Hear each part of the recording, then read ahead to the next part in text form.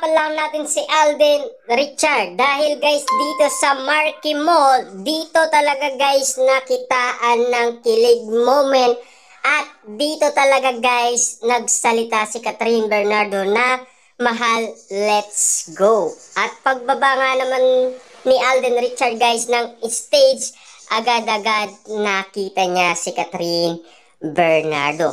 At tinawag kaagad siya guys ni Catherine Bernardo at ang sabi ni Catherine Bernardo, let's go Tisoy. Grabe nga naman kasi guys no, yung performance kasi ni Catherine Bernardo at Alden Richard na napaka sweet at napaka lambing nga naman. At take note guys ha, ang hinahanap ng Katden fans na isang lalaking nasa likuran ni Catherine Bernardo na yun ang pwedeng magpatunay kung ano ang sinabi ni Catherine Bernardo na mahal, let's go. At siya po ay nagsalita na. At ang sabi niya sa kanyang Facebook account ay totoong-totoo ang kanyang narinig na mahal, let's go. Ibig sabihin yan guys ha, totoong-totoo lahat ng mga inala ng Katden fans. Kahit ang unang upload ay music background lang, kahit na silent voice lang guys ang narinig nila kay Catherine Bernardo. Pero tayo kasi guys, inalam pa rin natin. Kinuha natin guys ang may boses na talaga si Catherine Bernardo. Pero hindi tayo guys nabigo dahil totoong-totoo ang kanyang sinabi na mahal, let's go. Para lang i-confirm guys at para lang ibigay sa mga Katden fans ang malinaw na sinabi ni Catherine Bernardo. Kahit alam na nila na kung ano man ang sinasabi ni Catherine Bernardo, kahit silent voice lang yan guys, at least malinaw sa kanilang pandinig, malinaw din ang kanilang mga mata kung ano ang sinasabi ni Catherine Bernardo. At least ang inahanap nila ay nagsalita na, diba? At least guys, yun kasi ang pwedeng magpatunay na ang salita ni Catherine Bernardo ay totoong-totoo. Totoong-totoo na si Alden Richard panalo na kay Catherine Bernardo. Panalo na sa puso't isipan niya. Ibig sabihin lang nito guys, si Alden Richard na ang kanyang iniisip. Eh siyempre guys, pati sa panaginip, 'di ba? Kasama pa rin 'yan, 'di ba? At alam naman natin, hindi tayo bibiguin guys sa ating nararamdaman at siyempre sa ating inala, 'di ba? Kasi guys, para sa akin kasi, kaya inanap lahat natin ng bawat komento ng bawat Pilipino nakakaalam umano sa sinabi ni Catherine Bernardo sa lahat ng social media platform. Dahil gusto kong ibahagi sa lahat ng mga Katden fans at sa mga naniniwala kay Catherine Bernardo at Alden Richard na talagang huling-uli na sila ng maraming tao. Ibig sabihin lang nun guys, pinang-aawakan nila ang salita ni Catherine Bernardo na mahal, let's go. Diba? Sobrang dami guys ng nakarinig ayon sa mga kapampangan na nasa Marquee Mall, 'di ba? Kitang-kita kasi nila ang bawat pangyayari.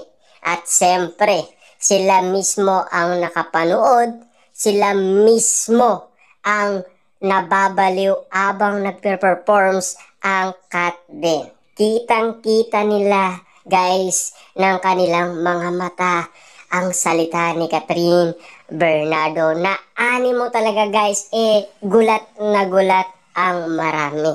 Lalo-lalo na guys, nasa website na rin ng balita. Dahil, alam naman natin guys, di ba?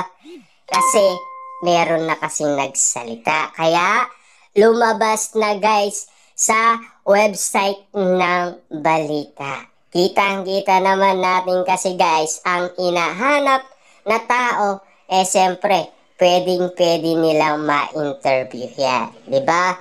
Ayon sa kanyang narinig, ayon sa kanyang nasaksihan, at ayon din sa kanyang nakita. Diba? Kitang-kita kasi guys niya ang pangyayari dahil siya ay nasa likuran ni Catherine Bernardo. Noon mangyari ang kaganapan na pag-amin ni Catherine Bernardo kay Alden Richard na mahal, let's go. Grabe guys, ang daming kinilig umano dahil pati sa paniginip guys hindi nila makakalimutan ang salitang mahal, let's go. Dahil sobra nga naman nila itong inintay at nananabik nga naman sila na sana sila na lang dalawa.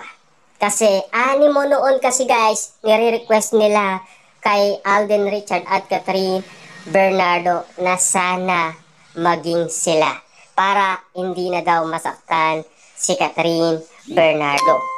Dahil sabi nga nila, nasa tamang tao siya.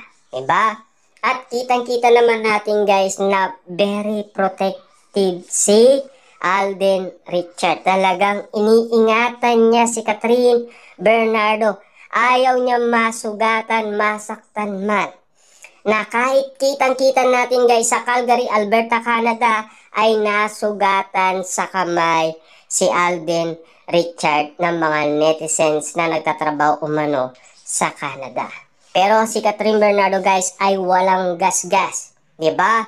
Parang pinang-shield niya guys ang kanyang katawan para lang protektahan si Catherine Bernardo.